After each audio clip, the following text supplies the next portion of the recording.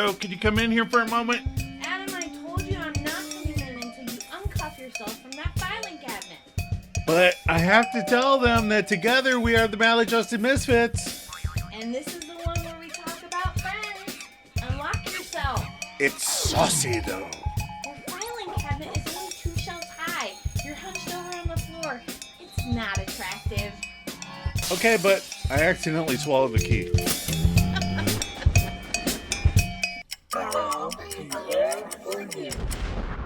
Welcome, Misfits, and hello to any new Friends fans that have stumbled across our podcast. Every week we rewatch the next episode in sequential order because that makes the most sense. And we break it down. And look stuff up. And give our own maladjusted take on the whole cuffed to a filing cabinet episode. And we try and make each other laugh. And fingers crossed, one of you two.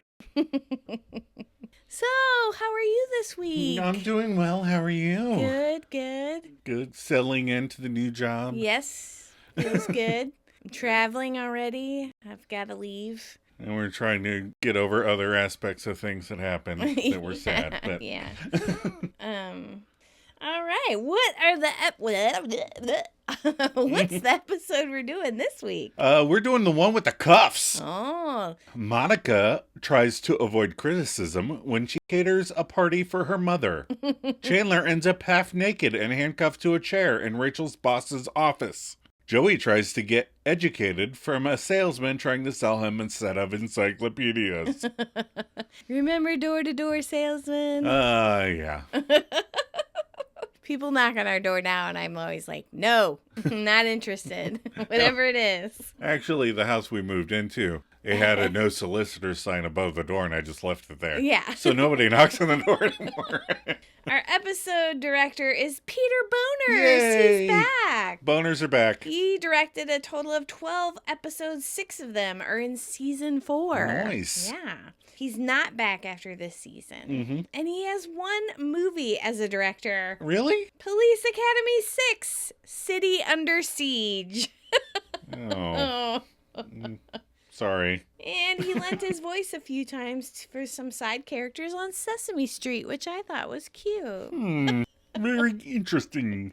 We have a new writer this episode. Okay. Seth Kurland. Nice. He was executive story editor for the first 6 episodes in season 3. Mm-hmm. He wrote 3 episodes in season 4 and will be back for a few episodes in 5 and 6. Nice, okay. He was also the story editor for 2 seasons of Mad About You.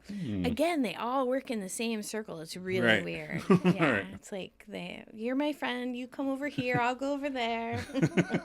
When was our original air date? The original air date was October 9th, 1997. Okay. New movies to the top 10 that week were gang-related, starring Keenan Ivory Wayans and John Voight. Never heard of it. Did you? No, I had to look that one up. Okay. Also was Most Wanted with Tupac Shakur and John Belushi. Oh my gosh. And Disney's Rocket Man, where Harlan Williams is the first man to walk backwards on Mars. Remember that one? Gosh. We watched that with the kids. Yes, I do remember that one. And 7 Years in Tibet, starring Brad Pitt. Interesting movie selection. Yeah. Are you ready for some trivia? I am ready. All right. So, in this episode, Ross is the only one of the gang who isn't involved in a storyline in this episode. Right. Rachel and Chandler are in Joanna's office. Monica and Phoebe are catering for Monica's mom, and Joey is with the salesman at his apartment. Yeah. Ross shows up at the beginning and at the end. Right. The moment where Chandler hits his head because of pulling the drawer cuffed to his hand into his head, remember? Yeah. He's in the middle of a sentence and he whacks himself in the head. That was not scripted. It completely happened accidentally. Mm-hmm. He did actually hit his head, and you can see Jennifer Aniston covering her mouth because she was trying to hold her laughter right as the scene abruptly ends. The producer liked this incident and decided to keep it in the show. Yeah, it's pretty so funny. Yeah. He gets that I look like on his his face like yeah. he's annoyed. So Rachel mentions Milton Berle. Yes. Right. He was born in 1908, died in 2002. Mm-hmm. He was born in New York and was a comedian and actor who married 4 times. 4? And Ugh. allegedly had a very large penis. Oh, that's what they were talking about. Hence Rachel's statement about boosting up Chandler's reputation. Yes. I looked it up. There's several articles about Milton Berle, and when he was questioned, he would sometimes whip it out. Oh. I might have messed up your algorithm on your computer because. Well, you're not allowed to use it anymore. If you're gonna that kind of thing, you're gonna be looking up. We take notes on your computer, and so sorry about that, but yeah, so. Oh boy. It was Dirk Digglered it to people, huh? Yeah, apparently not women, men, No. mostly men. Oh, good. That makes it better. Oh yeah. I mean, no thanks, Milt. All right. What were your episode reactions? This is a nice, fun, solid episode. Mm-hmm. It's funny. People learn lessons and words that start with V. There's some sorts of different situations than we're normally used to. Chandler, I'm looking at you. It's nice, clean fun. Well, nice, slightly dirty fun for the whole family. I agree. This is a fun episode. Like I said, Joey and the salesman, Joanna and Chandler, Monica and her mom. Solid good episode. Yeah. Funny moments, funny lines. Overall, I really like this one. Yeah, this is an enjoyable Yeah. one. So, favorites. We'll start off with favorite lines. Joe, what's your favorite line? I like what Monica says to Ross. You don't have to stick up for her. She can't hear you.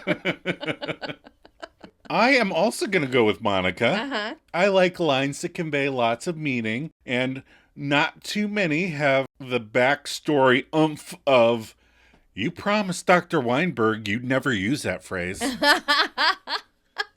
You get so much backstory into their relationship just from that one line.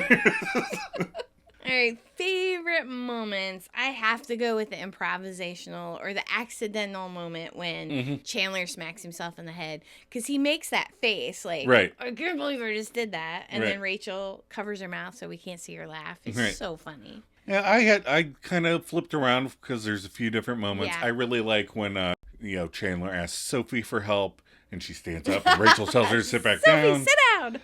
But I really like when the salesman has to snap Joey out of his flashback. You haven't said anything for like 2 minutes.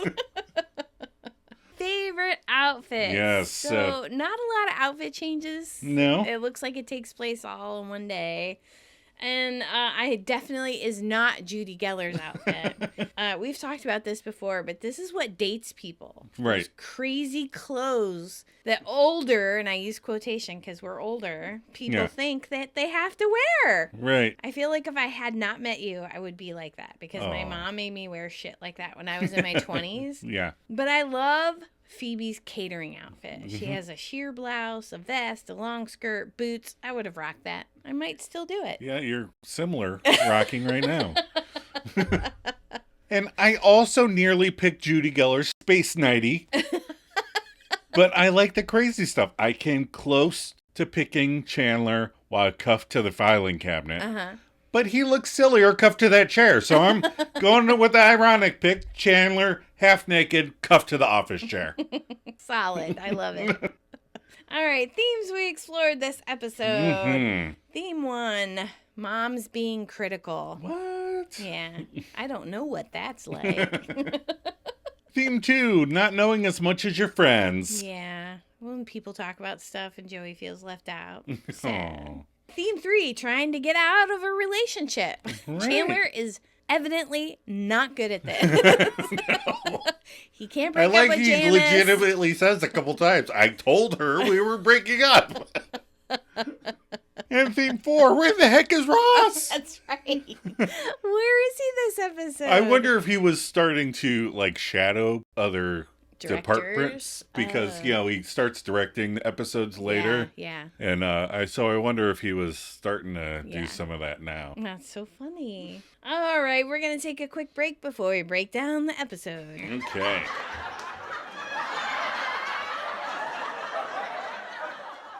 Well, it's a good thing you got out when you did before she blew up like that Vesuvius. The volcano? Yeah, and speaking of volcanoes, man, are they a violent igneous rock formation. What? Oh yeah, lava spewing, hot ash, course, some are dormant.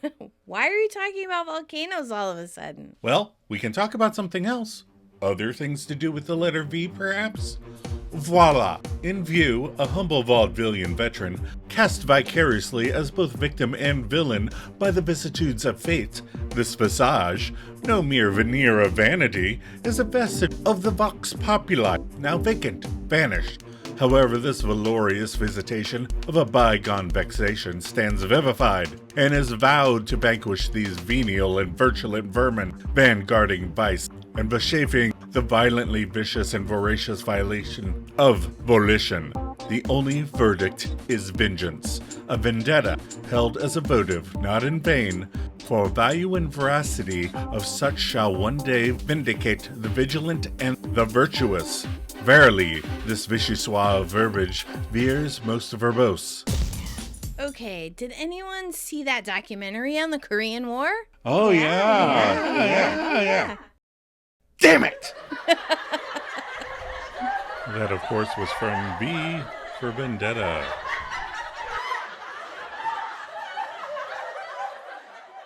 All right, we're back. We're back. So, for the cold open, Yes. we are at Joey and Chandler's. Mm-hmm. Chandler's there, and Joey bursts in. Chandler is sitting in their brand new canoe. So I looked up how much a handmade canoe goes for. Yeah. $4,000. I told you it was really nice. Sell that and get a coffee table and a couple chairs. Yeah.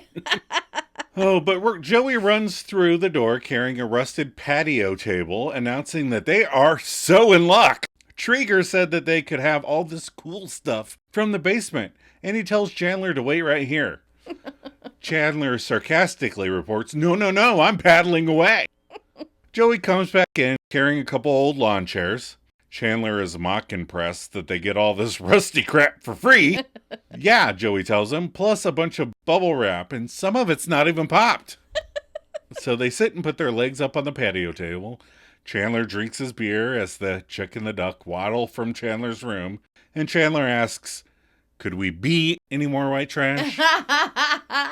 Which was almost my favorite line. Yeah. They need a couple cars on blocks with no wheels, but they're very, very close. Q, I'll be there for you. All right, now we're at Monica and Rachel's. Mm-hmm. Monica, Ross, Phoebe, and Rachel. All right. Phoebes and Rachel are eating breakfast. Ross is reading the newspaper on the couch. Mm-hmm. I saw a meme the other day that made me laugh. It said, friends lied to me. I grew up thinking your friends stopped over every morning for breakfast on the way to work. Well, technically, you could watch Friends every morning before you go to work. That's true. So Monica comes from her bedroom and exclaims, how desperate am I? Rachel says, oh, good thing Chandler's not here. He always wins at this game. I like how it's a game. Yeah. Monica explains that she just told her mom she'd cater a party for her. Phoebe goes, how come? Monica laments, because I need the money and I thought it'd be a great way to get rid of that last little smidgen of self-respect. Joe, what is self-respect? I'm not sure what that is. You Googled all that and you don't know what self-respect is? I couldn't understand the answers. So Ross pipes in, come on, I think this is a good thing. I don't think Mom would have hired you if she didn't think you were good at what you do. Monica's my favorite line. You don't have to stick up for her. She can't hear you.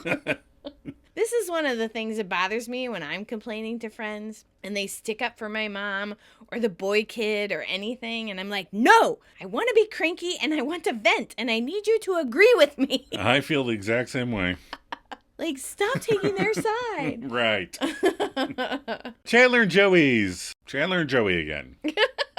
Joey is reading the sports section of the newspaper, and Chandler is getting ready for work without a sweater vest. Stupid warm October. Now, if they were really in New York, he'd be wearing sweater vests by now. Yes. But they film in Los Angeles. Right. And it's not cold in October. No. So Rachel comes in asking if the guys that just got robbed, if they have any juice. And Joey answers, just pickle. With a smile, Chandler lets Rachel know a funny story. He bumped into Joanna on the street yesterday. Rachel immediately stops looking for that pickle juice in the fridge to ask for clarification. My boss, Joanna? And she assumes that must have been awkward. Chandler explains that, well, no. She asked me if I wanted to get a drink. And Rachel recalling the nightmare that last time that this happened, asks, "You didn't say yes to that, did you?" And Chandler laughs, "No, no." And then the bathroom door opens, and out comes Joanna wearing nothing but a towel and says, "Hello, Rachel," before disappearing in Chandler's bedroom. Rachel glares at Chandler, disbelieving her eyes, and Chandler explains, well, not at first. She did not take no for an answer. "What is she doing here?" Rachel begs to know. And Joey responds to this with the sound of her creaking bed, as thus. Rachel does not understand. During this last mess, Chandler claimed that Joanna was a big doll dud. And Chandler, showing that he's growing as a person, thinks he judged her too quickly. This time they were able to take the relationship to the next level. Or the sex level. Joey creaks louder, as thus. I'll just use yours. Do that again. You can't. You have to find bed squeaking noises. Oh, no. Anyway, Rachel reminds Chandy that last time she almost got fired and tells him that he must end it and must end it now. Chandler argues that this is not an everyday occurrence for me. I mean, usually I'm just in there by myself. And that's when Joey makes a bed creak noise indicating a man alone, as thus. It sounds like a dying goose.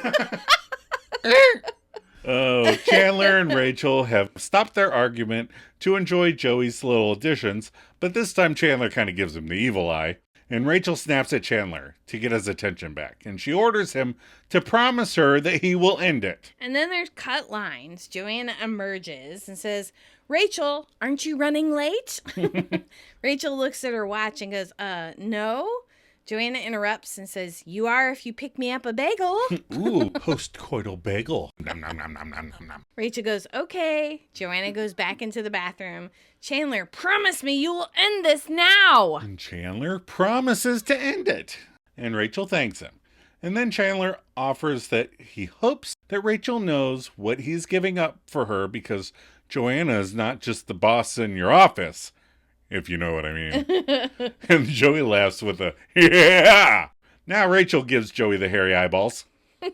And Joey explains, "Sorry, I knew what Chandler meant." You know, the other thing is that you could definitely tell those were boy towels. It was striped and manly colored. It was weird. I was like, no, I don't like those. You and your 11 varieties of towels. All right, now we're at the Geller household kitchen. Yeah. Monica and Phoebe. The girls are prepping for the party, and this is a different level of brunch. I mean, I've had other people over for brunch, been to other people's houses for brunch, but this is a sorority or Gilmore Girls Country Club level event. Yeah. Mrs. Geller comes in and asks, "How's the hired help?" Mm-hmm. Right there, she sets that tone. I know. Again, I love Judy, Christina Pickles. Right. But this mom is a bee. Well, yeah, she's awesome at being a bee. Monica says that they're doing great. The quiches are coming along. Judy grabs Monica's hand and says, "What's this? Blue nail polish?" Silver Jedi robes, Ma? Monica goes, "Yeah, she thought it was cute." And Judy points out, "That's what your grandmother's hands looked like when we found her." Oh, Grammy was a hipster. Monica then asks, "What the fuck, Judy? Why did you hire me?" Okay, she didn't say it like that. Judy points out that Richard raved about the food at his party. Of course, you were sleeping with him. Then I heard the food at that lesbian wedding was very nice. I assumed you weren't sleeping with anybody there. Though at least that would be something. And she leaves. She must not have heard a little someone called Pete. Well, they're so upset she didn't marry the suicidal billionaire that they just don't talk about it. So Judy leaves the kitchen. Monica turns to Phoebe and says, "Oh my God, did you hear that? She hired me because she thinks I'm good." Phoebe's very confused and says, "Okay, I didn't hear that." And Phoebe didn't hear it. Right. She reads everything into everything. Yeah. Monica goes, "Oh yeah, she didn't hire me out of pity. It wasn't so she could pick on me in front of her friends. She actually thinks I'm good." Phoebe agrees. Wow, and hey, it's cool if you're a lesbian. Gives her an enthusiastic thumbs up. Right. It's okay if you make out with your brother's ex-wife. Yes, of course it's cool if you were a lesbian. Yeah. Thumbs up, everybody. All right, we're back at Chandler and Joey's. It's just Joey this time. Oh. And we find Joey is scraping gum off the underneath of his new old patio table. Gross. Which would be less gross if you couldn't see the gum that he has let fall onto the carpet. Oh. There is a knock on the door. There's someone at the door. There's someone at the door. Anyway, Joey goes over to the door and opens it. There is a smiley face on the Magnadoodle. Yes. As soon as he opens the door, a giant salesman, Penn Jillette, of the magic comedy group Penn and Teller, bounds into the apartment saying, "Good afternoon! Are you the decision maker of the house?" And Joey hums and haws in a funny way of saying no. The salesman asks, "Do you currently own a set of encyclopedias?" So a note for younger people here, encyclopedias were books that contained parts of the internet before the internet. Right. It's like a pre-Google. Right. This is how you had to do book reports. You had to look up things that you didn't know. Right. Yep. Joey admits no before suggesting the guy try the classifieds. People sell everything in there, including Italian handcrafted entertainment units. That's right. But the salesman is selling and sales pitches. "Let me ask you one question. Do your friends ever have a conversation and you just nod along even though you're not really sure what everybody's talking about?" And then we zoom in on Mr. Triviani as he fades into a doodly-doo flashback sequence with Joey remembering times he got lost amid conversations. So we cut to Monica and Rachel's apartment, and they're all there. And Monica is serving up cookies as Ross claims, "I'm telling you, it's totally unconstitutional." Oh, yeah, I totally agree. Joey just nods his head, not knowing the topic. Who knows if we should agree or not? Cut to Central Perk. The entire gang is there, and Monica has an opinion. "I think he deserves a Nobel Prize." And Joey starts to nod yes, but everybody else disagrees. No! Joey stops nodding his head before anyone asks him any follow-up questions. Personally, I agree with Monica. Clint Howard should have a Nobel Prize. Then we cut to Monica and Rachel's, and they're all playing cards, and Chandler says, "It's like the Algonquin kids' table." And the gang all laugh, but Joey only laughs not to be left out. So I had to look this up. I mean, originally, not today. Well, I did today for the notes. But anyhow, I wanted to know what Algonquin meant. So there was a thing called the Algonquin Round Table. It was a celebrated literary occasion at the Algonquin Hotel from 1919 to 1929. The most celebrated literati of the age gathered to trade deep thoughts and mostly clever, witty remarks. Right. And a kids' table is typically American, which means that they sit a smaller, janky table at holidays. Right. And the grown-ups use the larger dining table. Right. So you get to graduate to the grown-up table. Right. So in Algonquin's kids' table, not so witty or clever, but I also want to point out that I don't think Rachel would have gotten that either. Call me mean, but... You're a little mean. All right, cut back to the present day. The salesman wakes Joey up from his flashback. "Excuse me, I'm sorry, you haven't said anything for about 2.5 minutes. Are you at all interested?" Now, the real time for us was only 22 seconds. So flashbacks take longer in the Friendsiverse. That's strange. That is strange. But turns out Joey is very interested and knowingly invites a vampire into his home. I mean, a salesman. That's a different type of bloodsucker. Bam! Take that, sales humans. Oh, we cut back to the Geller's kitchen. Monica and Phoebe. They're still prepping for the event, and Phoebe points out something weird. Mon says, "What?" Phoebe says, "Your nails." Monica goes, "I know, I never wear fake ones. I just did it so my mom wouldn't give me grief about biting them." Phoebe goes, "Oh no, I meant that it's weird that you only have 9 now." No! Monica, looking at her nails, says, "Oh my God, wait a minute, I had them put..." Oh, then it hits her. "Oh my God, it's in the quiche. Oh my God." Oh, goodness. Phoebe, being Phoebe, says, okay, don't panic. I'm going to go to the store. I'm going to get you another set of nails. No one's going to know, and you're going to look great. As she runs over to get her coat, she realizes that, it's because they're going to eat. Yeah, that's the problem. I wish Monica would say, now's not the time, Phoebe. And Phoebe could be like, oh, okay. Judy comes into the kitchen and says, honey, don't bite your nails. Monica tries to break the news to her mom. Okay, please don't freak out. But there's a blue fingernail in one of the quiche cups, and there's no way to know which one. Phoebe says, and whoever finds it wins the prize. Yay! I feel like we've talked about grid searches before with maybe lasagna. Right. But start with the most likely quiche. You could get lucky. Maybe only 1 or 2 get ruined. Right. Or... here we go. wear gloves while you're preparing food. I don't know. So Judy laughs. I'm not freaking out. Then why are you laughing?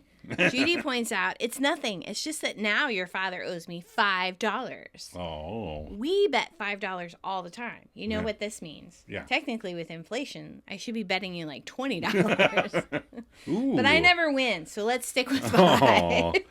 At least Jack bet that harmonica would do well. Aww. I never thought of that. So Monica says, what? You'd bet I'd lose a nail? Judy says, oh no, don't be silly. I just bet I'd need these. And she opens the freezer to reveal frozen lasagna. Oh no. So I gotta pause again, okay? Sorry. What time is this freaking party taking place? How the F are they gonna thaw and cook frozen lasagnas when the quiches are done now? Yeah, suspension of disbelief. I forgot. Yeah. It would have been worse had she had the lasagnas all prepped and ready in the fridge. I mean, have you ever even been to a party with lasagnas? No. Come to think of it, I don't think I've ever eaten a lasagna at a party. No, and if it's supposed to be brunch, she's making quiche, so it's like, I don't know. So Monica is a little pissed. I would be too. You bet that I'd screw up? So all that stuff about hiring me because I was good was, Judy goes, no, that was all true. This was in case you pulled a Monica. Damn! You promised Dr. Weinberg you'd never use that phrase. Oh, God. Judy says, oh, honey, come on. Have a sense of humor. You're never able to laugh at yourself. Yeah, you stupid moron. I love Monica's laugh. That's right. My mom doesn't have any faith in me. Oh, that's hilarious. Ha, ha, ha, ha, ha. Phoebe says, I don't get it. Judy says, no, I have faith. Monica interrupts. No, you have lasagnas. You gotta have faith. Gotta have... Oh, I need a shower now. Monica storms out and an awkward silence between Judy and Phoebe follows. The oven timer dings. Phoebe gleefully says, oop, the ruined quiches are ready. So now we're at Joanna's office. Yes. Joanna and Chandler are making out on her chair. And we have a pantsless Bing and a grimace pantsuit. That's right. Gather around, ladies. It's going to get steamy. We're getting 50 Shades of Purple here. Then there's some cut lines. Chandler says, I really don't think we should be doing this. Joanna goes, okay. And they kiss some more. And that's when Chandler admits that it doesn't feel like we're breaking up, which indicates that he was really trying to break up with her. Joanna pouts. No, we are. I'm sad. And Chandler says, okay, and they start kissing again. But the desk phone rings, interrupting them. So, Joe, do you have desk phones at your work still? So, I didn't at my old job. Okay. We had apps on our computers or our cell phones. Uh-huh. But I walked into my new job, and I do have a desk phone. Oh, I was just wondering if those had gone bye-bye yet. I don't think they've gotten rid of them yet. Right. But yeah, so well, there's a lot of inter-office calling you could be doing on That's a desk true. phone. Yeah. But I was like, I don't even know if they have those. I haven't been in an office in a while. But Joanna answers the phone and uses office words, ending with, it's unbelievable! Only more Joanna-like.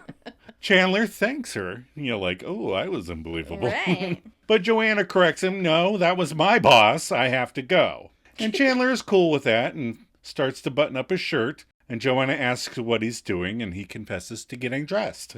And Joanna wants to know why. And Chandler says that when he walks outside naked, people throw garbage at him. Oh. Stupid New Yorkers and their garbage. Throw clothes to people who don't have clothes on. He walks outside without clothes on a couple times. Yeah. So when he's walking around with that door. door, people were throwing garbage at him on his way home. Put some clothes on. But Joanna has something to show him. Just a little gag gift that somebody gave her. Sure. She shows him a pair of handcuffs and orders Bing-a-ling to put his hands together. Okay, we don't have handcuffs in our office. I have a desk phone, but I didn't open any drawers with handcuffs in them. Yet.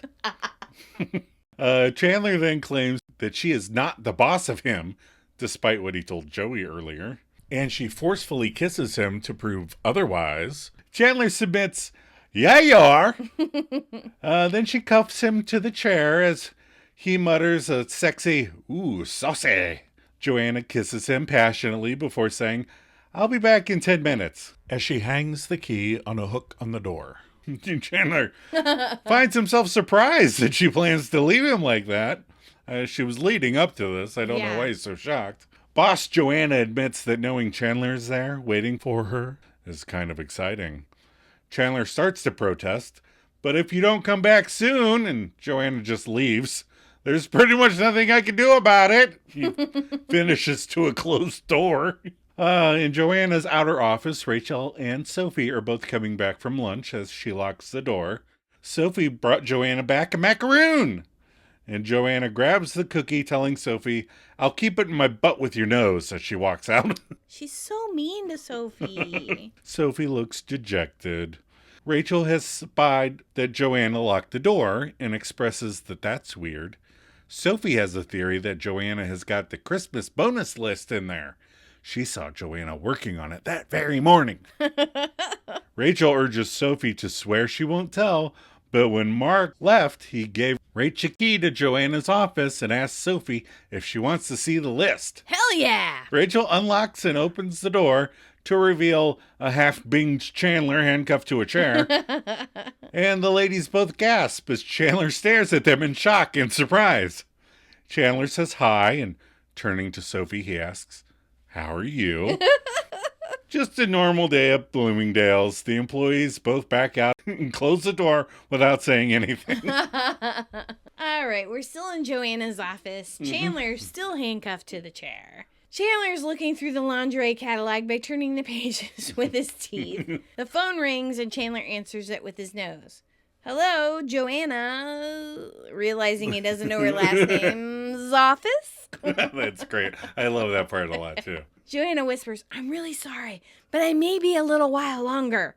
Chandler asks, "How little?" "A couple of hours." Oh. She feels awful. Chandler says, "Look, this isn't funny. You get back here right now." Joanna says she cannot, and Chandler asks why not, and she explains she's in her boss's car. Oh, no. Before Chandler has too much time to react, Joanna says, "Uh-oh, tunnel," and the phone cuts off. So knowing that Joanna is kind of a... Oh, you have to cut that. Oh, that was for the British listeners.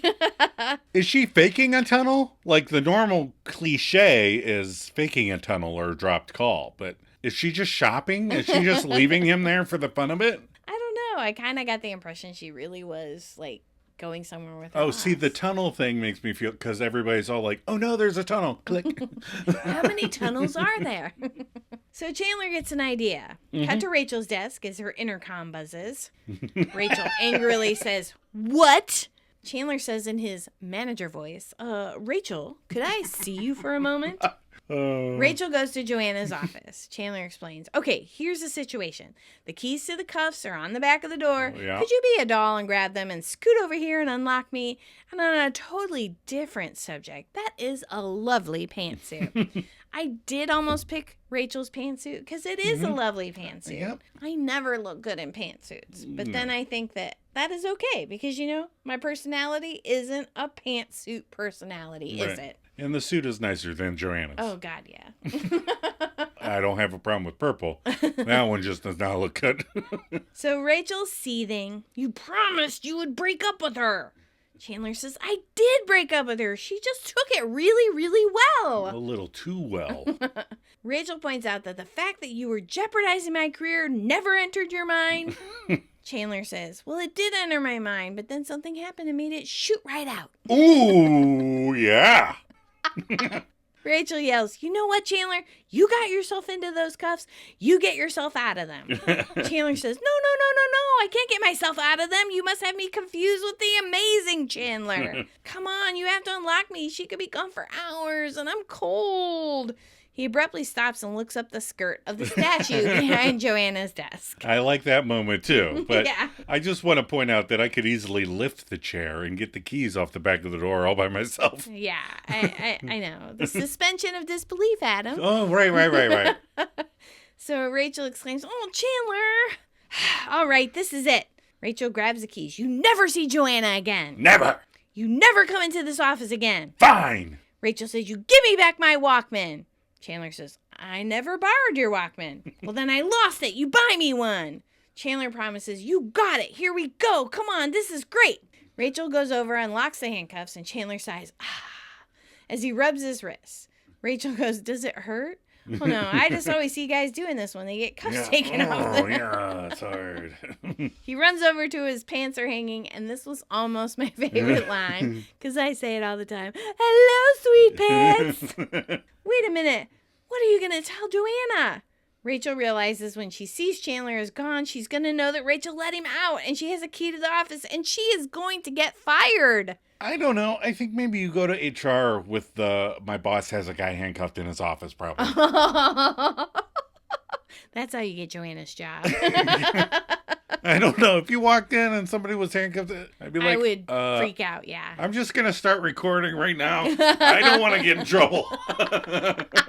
So Chandler says, "I'll make something up. I'm good at lying. I actually did borrow your Walkman." Rachel says, "Nope, it won't work. She'll know. I've got to get you locked back up the way you were." Rachel tries to drag him over to the chair, but Chandler stops her. "Chandler, oh, I don't think so." Starts to put his pants on, but Rachel manages to drag him to the chair. When they get to the chair, Chandler drops his pants and knocks the chair away. Rachel then backs him up and locks him to the top drawer of the filing cabinet. And Chandler points out, "Well, this is much better." Just rip that little handle out. It's not made of titanium. Anyway, we're back at Chandler and Joey's. Joey and the salesman. Mm-hmm. The salesman is trying hard with Joey, telling him, "Here's somebody interesting, Joey. What do you know about Van Gogh?" Joey knows Van Gogh cut off his ear. And the salesman thinks Joey might know something else, like at school. And Joey says, "I'm out." The salesman says, "He painted that." And he points to one of the paintings in the book, or at least where there should be a painting in the book. You can see that there's just words on the page, but let's pretend it was a starry night. Joey is shocked to find such a nice painting, and he thought he cut off his ear because he sucked. So Vincent Van Gogh, cut off his ear in a state of mental deterioration after having a heated argument with his pal, Paul Gauguin. Later, he allegedly wrapped it up and gave it to a prostitute at a nearby brothel, using the parlance of the times, man.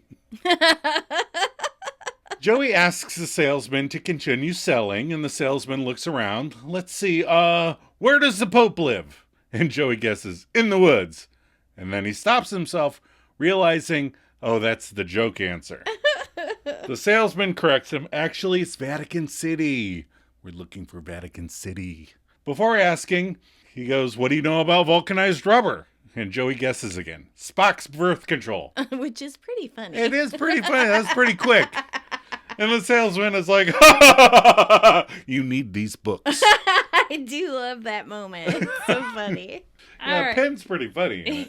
He's not just easy on the eyes. We're in Monica's childhood bedroom, which has been turned into a gym. And I gotta say, a tanning bed and a stack of Victoria's Secrets catalogs, not a gym. Monica's lying on the treadmill, and Phoebe walks in. Phoebe asks, "This used to be your room?" Mon nods yes. "Wow, you must have been in really good shape as a kid." And she knows otherwise. Yes, right. So Monica goes, "Oh, I'm such an idiot. I can't believe I actually thought she could change." Phoebe says, "Well, who cares what your mom thinks? So you pulled a Monica." Monica goes, "Oh, good. I'm glad that's catching on." Phoebe points out, "No, but why does that have to be a bad thing? Just change what it means, you know? Finish the job you were hired to do, and we'll call that pulling a Monica." What? Mm-hmm. Phoebe tries to explain. "Okay, if a kid gets straight A's, his parents would say, 'Yeah, he pulled a Monica.' You know, or a fireman saves a baby. And they go, yeah, I know, he pulled a Monica.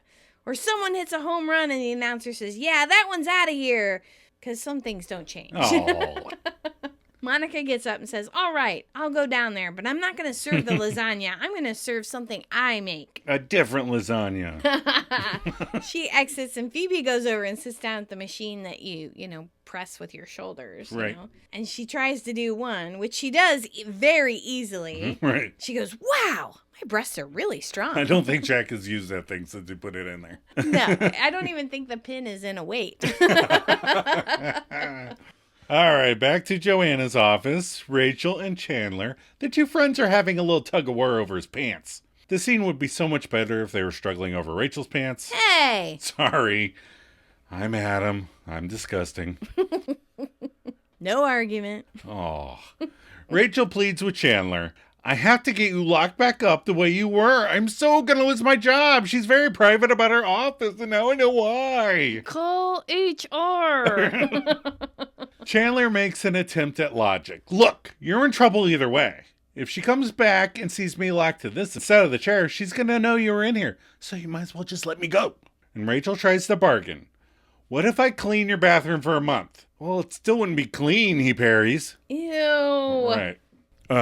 But no, all William Wallace here wants is his freedom. Rachel offers Foot rubs for a month. freedom! I'll take all your photos and put them into photo albums. Freedom! Chandler is put off that Rachel won't you hear me? And he opens the door and sees Sophie and he bleats, Sophie, help me, help me. Sophie stands up with her plastic salad fork in her hand. And Rachel orders Sophie to sit, but it comes out more like a dog command. Sophie, sit! Perfect. And Rachel throws the door closed and puts Chandler's tie in his mouth as a gag to stop him from yelling freedom over and over like Mel Gibson. And Rachel asks if he would just calm down. And Chandler screams for a bit until he realizes he can just spit out the gag, and he does so with a poof. Or use his other hand, because only Right. one hand is locked. Well, he chose the poof. A serious Chandler begs, I'm going to say this one last time. Would you just... And that's when he pulls his arm, which pulls the drawer further out and hits him in the back of the head. You've been filed, son.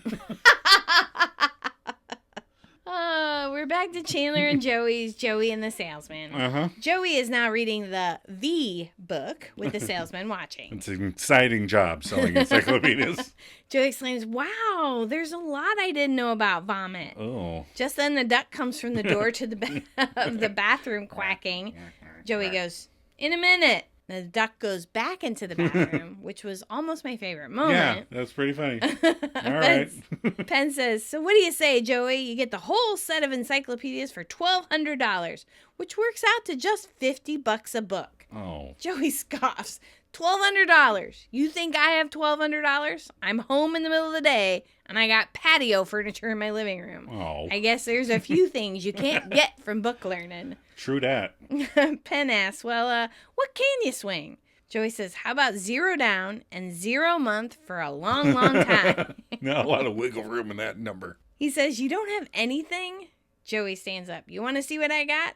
Okay, I've got a baby Tootsie Roll, a movie stub, a Kleenex, keys, a rock, and an army man. Hey. Ted Lasso gave that army man to Chandler. Penn goes, okay, I get the picture. Thanks for your time. And he starts to leave. And Joe says, and a 50. Ooh. Penn stops suddenly and Joey says, these must be Chandler's pants. For $50, you can get one book. What will it be? A, B, C? Joe says, I think I'm going to stick with V. I want to see how this bad boy turns out. Oh, the V words will be vying for the last spot. See, vying is the last V word in the dictionary. Oh. Never mind. Back in Joanna's office, Rachel and Chandler are still negotiating. Rachel is trying to find a compromise, offering to buy and wrap all of his Christmas presents. No. Squeeze you fresh orange juice every morning? With extra pulp? Yeah! No. Fudgicles. Then something occurs to her. I've got it! Chandler assures her that she does not have it, but Rachel has so got it.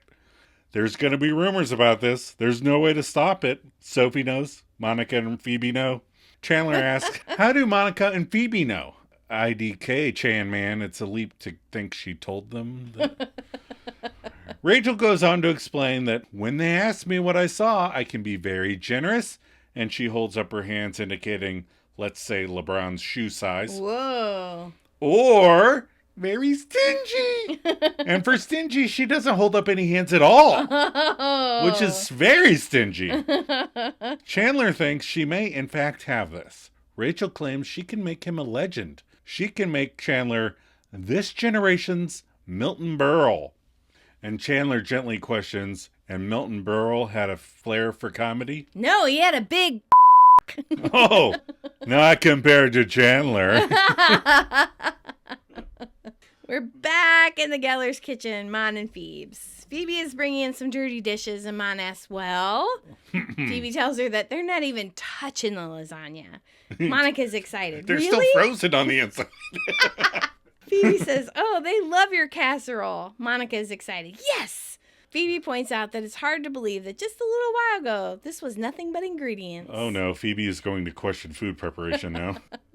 Judy enters. Well, everyone seems to be enjoying your dish.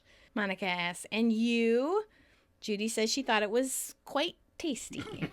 Monica asks, so if everyone liked it, and you liked it, that would make this a success, which would make you, Judy interrupts, a bitch. Damn! I like this too. Monica says, well, I was going to go for wrong, but we can use your word. We can use your B word, you said. Mrs. Geller says, yes, well, I was wrong, and I have to say, you really impressed me today. Monica goes, wow. Phoebe leans over and says, you might even say that she pulled a Homer. A Monica. Oh, yeah. A Homer was from a 1991 episode of The Simpsons. Pulling a Homer. So they both look at Phoebe, then to Monica. She doesn't know we switched it, does she? Monica says no. Judy says that the next time you cater for me, there'll be nothing but ice in the freezer. And she starts to bite her nails. Well, she can leave the ice cream in there. Monica says that really means a lot. Oh, and Mom, don't bite your nails. Haha, the tables have turned.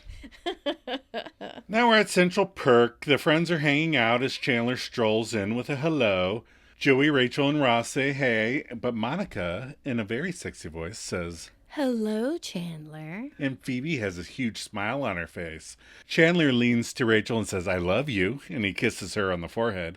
Joey, seeing Chandler getting so many flirtations coming his way, immediately asks, what's going on? Phoebe motions for the menfolk to come closer. They lean in, and she whispers about Chandler's giant and the guys both lean back laughing. Joey cracks up. No, he doesn't.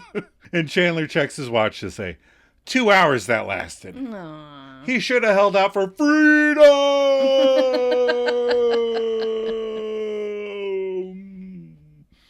Rachel asks to make sure he broke up with Joanna, and Chandler says he thinks so, which is nicely ominous. Right. I like that. I'm pretty sure he did. Joey tells him it's a good thing that Chandler got out when he did, before she blew up like that Vesuvius. And Ross is confused. That volcano? Yeah, and speaking of volcanoes, man, are they a violent igneous rock formation. What? Lava spewing, hot ash, of course some are dormant. And Monica asks him, why are you talking about volcanoes all of a sudden? Joey offers if they can talk about something else. Vivisection, the vas divorans, venoms, viscous fluids, vileness, the Vietnam War. And that's when Monica asks, did anybody see that documentary on the Korean War? And all the other friends have, but Joey, because Korea starts with a C. Okay.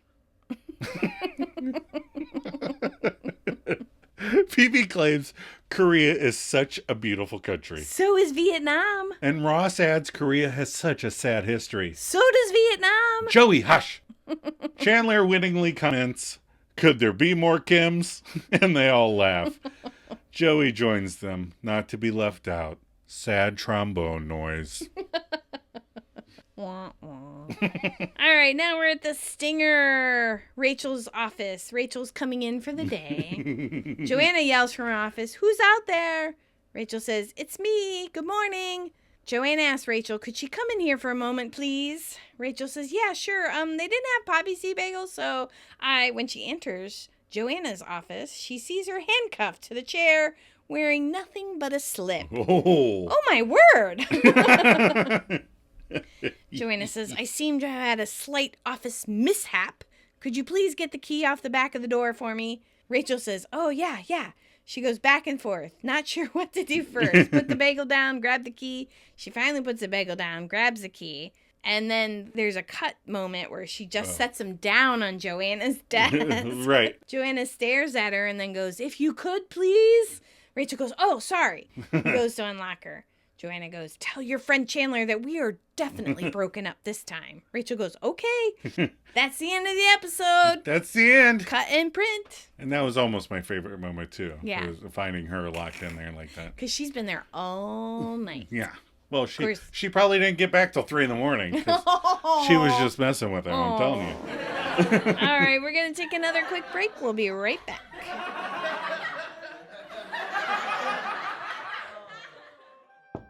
Excuse me, Dr. Teller? Yeah, Dr. Geller, come on in. What brings you to my office? Do you still do acting sometimes? A little, when I have the time. Why do you ask? Well, I have this friend Joey, and I'm trying to get him more interested in learning. Oh, does he have a PhD?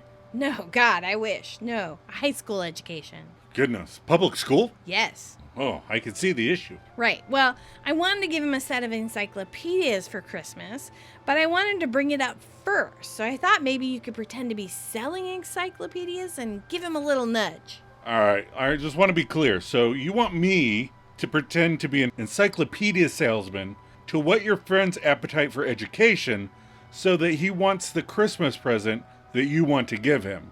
And you think this elaborate ruse will work? It could happen. Sounds nuts. I'm in!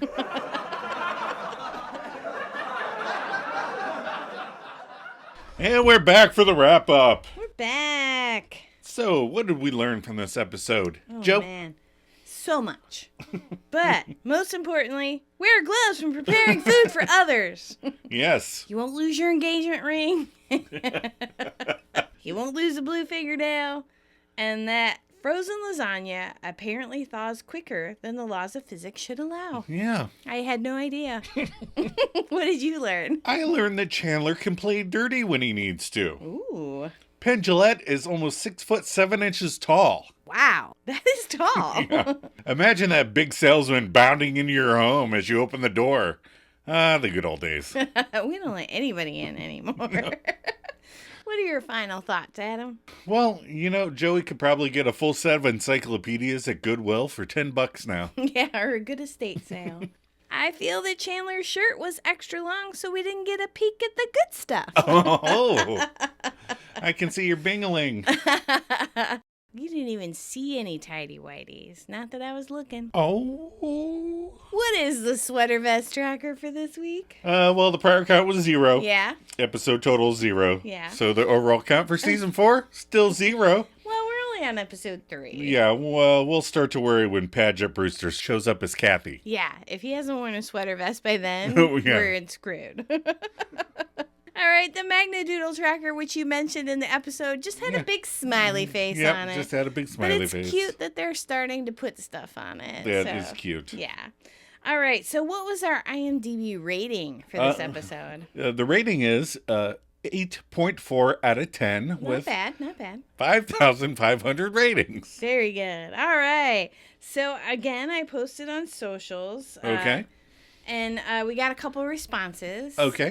Nice. Anna V. Anna V. Mm-hmm. It's a good episode for Anna V. Her top moment is your top moment. Oh, yeah? Yeah. Are you the decision maker of the house? And Joey stares up to the sky like, you haven't said anything. It's a very Simpsons moment. Right. Which is funny because of the, you pulled a Homer episode of The Simpsons right. as well. You pulled a Monica. Yeah. And her favorite line, Chandler, it still wouldn't be clean. After Rachel offers to clean his bathroom for a month. Yeah. I really like that line, but I try not to think about it. Right. It's so gross. I can't imagine cleaning 2 boys' bathroom. I don't want to. And then we had another reply. Mick M. All right. He said, apparently when Chandler pulls the drawer and it hits his head, that was not scripted. and Matthew Perry just improvised, but we looked up in the trivia, and I read an article that said it was actually a mistake. They liked it and kept it in. And Right, like he didn't know that it was going to. Yes. As opposed to. Exactly. Kind of, I'll hit myself in the head. But that was one of his favorite moments. Yeah, it is. It's a good moment, too. There's Absolutely. lots of fun ones in this one. All right. What is next week's episode? Next week is the one with the ballroom dancing. Ballroom dancing. Yeah. That one's kind of fun and cute. What's our synopsis? Ross and Chandler get a joint checking account. Phoebe breaks another oath of her own. And Joey becomes the janitor's dance partner after Rachel can't throw out the trash successfully. Daddy, buy me a pony. That's a fun one. I like Treaker. Yeah. All right. Are you ready for some? I suppose so. All right. So, what did we watch this week? What did we watch this week? So, Go ahead. I was going to say I have to go to Detroit for work. Right. And I was talking to you about getting an Airbnb. Right. And then you were like, do you want to watch Barbarian again? I was like, oh, fuck you. No. I was like, I don't know about getting an Airbnb in Detroit. Right. So now I'm staying at a hotel. I'm not getting an Airbnb. But you talked me into watching another semi-scary movie, but it was really good. Mm-hmm. It was called Presence. Yes. Not as in the one you unwrap. Like there's a presence in the Yeah. house. And who's the director? Steven Soderbergh. Steven Soderbergh. That's right. And it was really good. Lucy Liu was in it.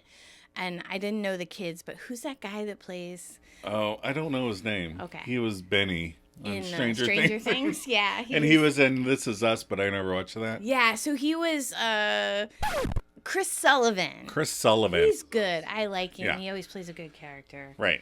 But it was really good. Yeah, it was not scary as much as you thought it was going to Right. be. It was a thriller? Yeah. It's like a supernatural thriller more than a horror movie. Mm-hmm. It's got a different... I was going to say, it's got a different presence. It's got a different approach to haunted house. Yes. The gimmick of the movie is that the camera is the... Presence. Is the ghost's Right. POV. Right. So you're locked into the house with the ghost. Right. So they don't leave the house. Right. And you only see what the ghost sees. Right. Right. Yeah. It was really good, though. Yeah, I liked it. I liked it a lot. It's Yeah. a little bit experimental. Right. I like experimental stuff. I don't mind slow burn stuff. Did we watch anything else? We started the Monarch Legacy of Monsters TV show. It was good. It's good. I like it. Yeah, Kurt Russell and Wyatt Yeah. Russell, the father and son, both play the same character. Right. So young and past old. and present. Yeah. It's really good. It's really good. It's a lot more character based and a lot less monster based than I was expecting. Yeah. And they're looking for something. Yeah. So it's more of a, like, I don't want to say mystery, Well, but they're trying to solve a mystery. Yeah, they're kinda. unraveling a mystery. Yeah, Probably a season 1 arc that we're not fully finished with Yeah. yet. But I recommend it. It's good. Yeah. I like it. All right. Are you ready to wrap this up? Yes. All right. We are so glad you stumbled across our podcast. If you're enjoying it, please share it with other friends, fans. Or maybe rate it and or leave a review. If you want to contribute your thoughts or reactions to the podcast, pick your favorite episode. We do them in order. You know what's coming next. Send us your reactions, your favorite lines, and we'll share them on the episode. You can also write just to say hey. Yeah, we'll say hey back if we, Absolutely, I answer everybody that messages me. Yeah, I'm sure if somebody had a question for me, you'd be like, Adam. This fan wants to know, Right. boxers or briefs? No, I'm just kidding. I was stuck on the Chandler underwear. So. Anyway, email us. Commando. Email us at themaladjustedmisfits@gmail.com. Or we're hosted on Buzzsprout. If you'd like to help us with our costs, visit the page and click the donate button. You can also send us fan mail through Buzzsprout. Lots of ways to talk to us. Donate, email, or send fan mail, and we'll give you a shout out here on the show. Yeah, that's right. Check us out on Facebook and Instagram. You can follow the links in the show notes. The pages are called The One Where We Talk About Friends. Also, don't forget, we have a TeePublic store. If you have a friend shirt you've always wanted, send us your idea. Joe, you ready for a cup of coffee? Always.